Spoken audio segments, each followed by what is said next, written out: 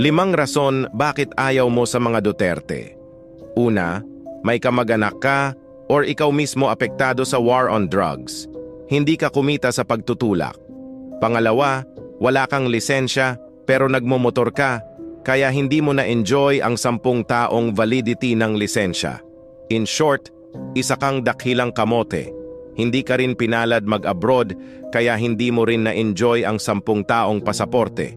Pangatlo, ikaw ay nakikisimpatya sa mga NPA or ikaw mismo miyembro.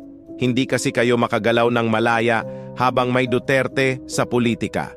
Pang-apat, isa ka sa mga libong taga-gobyerno na sinibak dahil sa pagkakadawit mo sa iba't ibang katiwalian. Kaya hinawaan mo na lang ang mga tao sa paligid mo sa galit mo sa mga Duterte. Dahil wala ka ng trabaho, apektado ang buong pamilya mo, kaya sila galit na rin na ikaw naman ang may kasalanan, bakit ka nasibak. Panglima, wala lang sadyang wala ka lang pakialam sa paligid mo. Yung kaanak mo or tao sa paligid mo, galit din sila kaya nakiuso ka na lang din. Ikaw, ano bang rason mo? Comment mo nga.